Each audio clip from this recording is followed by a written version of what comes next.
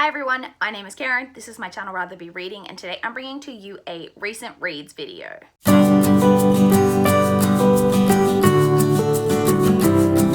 It has been a week since my last recent reads video, and over this past week I've read 5 books, which I'm pretty happy with because, as we kind of touched on last week, November really has been a month of like some pretty chunky books.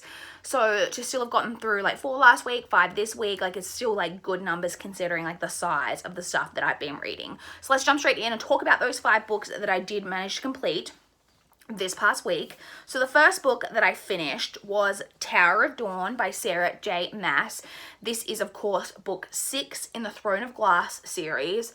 So as a bit of background for people who maybe aren't aware, which I'm sure most people are, this was originally supposed to be a novella. So in Empire of Storms in book 5,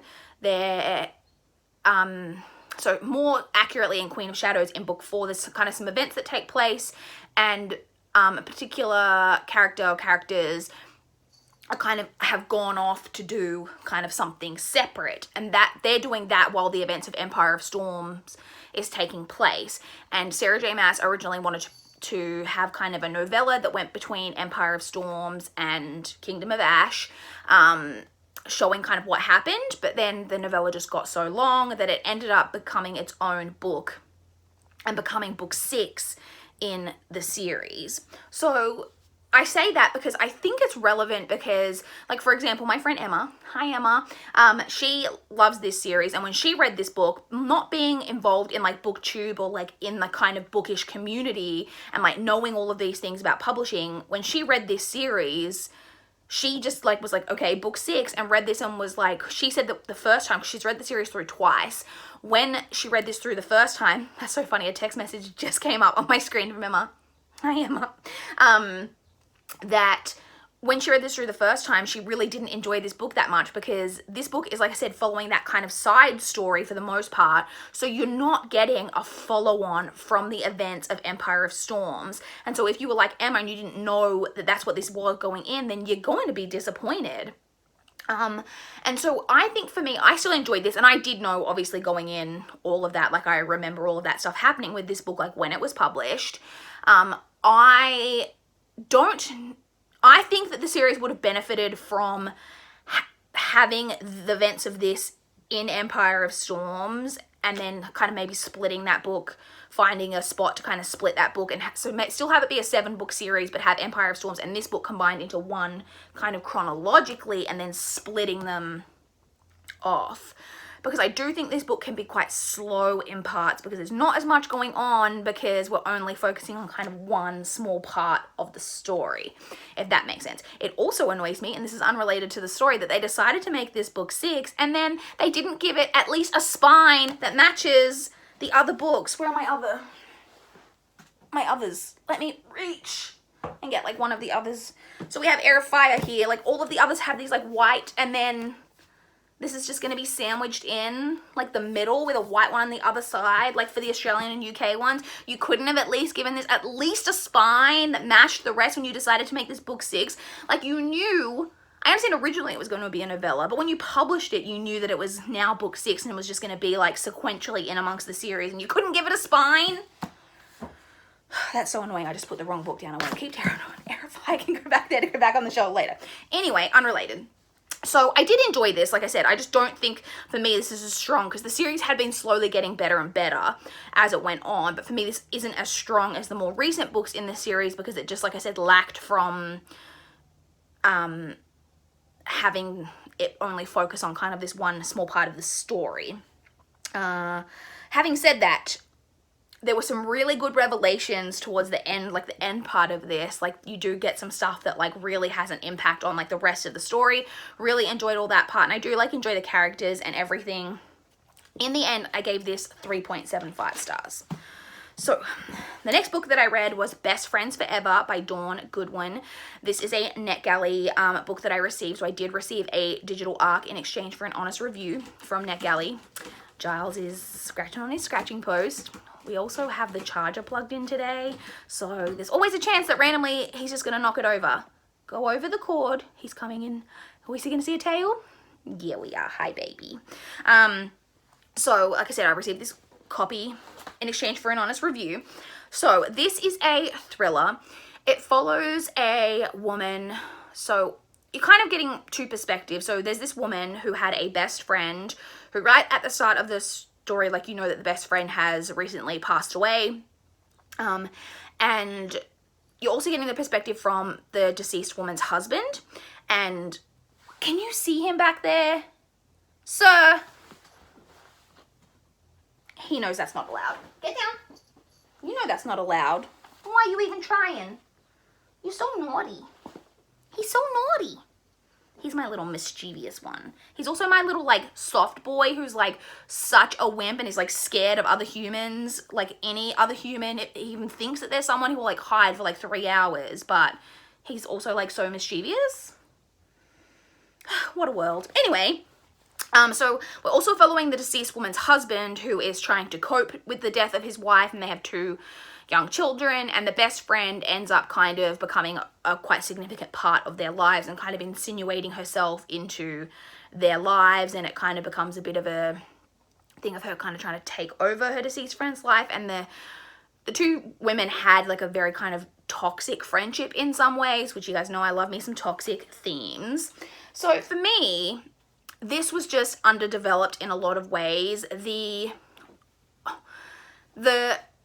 build up, so for the husband kind of starting to become like suspicious of what was going on with the friend, was just very underdeveloped for me. Like there's not a lot going on with him. Like you as the reader are a bit like meh the whole way through, but he is just like yeah whatever until like quite late in the story. This isn't really spoilers. And then when he starts to like kind of become suspicious, like it kind of goes from 0 to 100 really quickly. And then there are some kind of events that take place that I just didn't buy. Like I was just like, I don't, like, why would that happen? And like also reactions to those events, I was like, again, like, what? It also was not shocking in any way. Like there was no, it was like pretty predictable. It was like enjoyable enough. It just was kind of like a bit like, meh for me. In the end, I gave that one 3 stars. I then read Messenger by Lois Lowry. This is the 3rd book. You can't see him on camera. And now he's jumped on top of something over there because he's going to try to get up on one of the shelves over there. No. Giles. Ha. No. Giles. Come here. Come here. Come here. Come see me. So sorry, as I was saying, the next book that I don't chew on the books. Oh, Lord, this video is a mess. The next book that I read was Messenger by Lois Lowry. So this is the 3rd book in the like Giver quartet. And I had thought that the Giver follows kind of one community. And then the 2nd book, which I'm forgetting the name of off the top of my head, followed another community. And I thought that the 3rd book, Messenger, followed another community. And then the 4th book kind of tied all of those stories together. But this book, while it does follow another community, does tie in a little bit more clearly with the other 2 books, which I really liked. This is definitely my favorite of the series so far. All of these books have had pretty abrupt endings, which I don't love because I don't think it's done in a very like enjoyable manner. But this was my favorite, and the ending was pretty like a bit more soul crushing. I felt connected like to this one a little bit more than I think I have the others. And I really did enjoy this one more so than even the previous 2. So I ended up giving this one 3.5 out of 5 stars. He's trying to go over the cord again. The next book that I read was The Arrangement by Robin Harding. This was another NetGalley one, so once again, a copy that I received in exchange for an honest review. This is another thriller. This one is about a sugar baby, sugar daddy relationship. So we're basically following a main character named Natalie, who is an art student in New York City. And she's, you know, going through some like financial difficulties when she's got this friend who, also from college, who's like living this kind of unexplained, quite lavish lifestyle. Come to find out that she is a sugar baby, and she kind of explains to Natalie how it works, and Natalie decides that she's going to also become a sugar baby, just for like a short-term thing, go on a few dates for like some money so that she can like get back on her feet financially. And she ends up in a relationship with a particular man, and that's kind of all you really know from the synopsis, I think, so that's all I'm going to say. Now, I think I've got a pretty unpopular opinion about this book because the ratings on Goodreads were pretty strong. In fact, even from my friends on Goodreads who have read this, it's got pretty good ratings.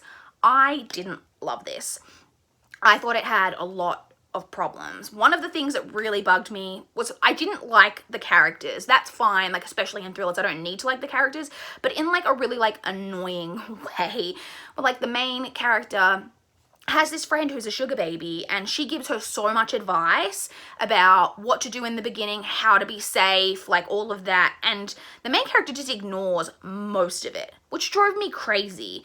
I'm like, obviously getting involved in this type of thing can be dangerous, and she recognizes that. She says, like, you know, that she's a bit scared about it and stuff, but then she's given all this advice about like what to do to be safe, and she just like ignores most of it, which I was just so incredibly frustrated by that. I thought the relationship between Natalie and the main like kind of sugar daddy was incredibly rushed. It was so underdeveloped. The story was also incredibly predictable to me. Everything that like happened, I was like, yep, like could have seen that coming a mile away. But at the same time, because like I could tell what the author was trying to lead you to, at the same time, I didn't buy the character motivations, like, or like that some of the things that happened would have happened. I was just like, I can tell that this is where you're headed, so I'm like not surprised by it, but at the same time I'm like, I don't think that would happen. Trigger warnings in this one for self-harm, violence, yeah. Is that kind of it? I'm trying to think if there's like kind of rape in there. I don't think so, but not that I recall. But yeah, not my favorite. Like I say, for me, this just didn't work. Like I say, I would recommend still trying it because a lot of people, like I said, really did have a really strong like for this book. So maybe it'll really work for you. But for me, it just was a bit of a miss. I ended up giving it 2.75 out of 5 stars. And then the final book that I read over this past week was Ship of Magic by Robin Hobb. So I mentioned this in my currently reading last week. This audiobook took me basically 2 full weeks to read because the physical book is almost 900 pages.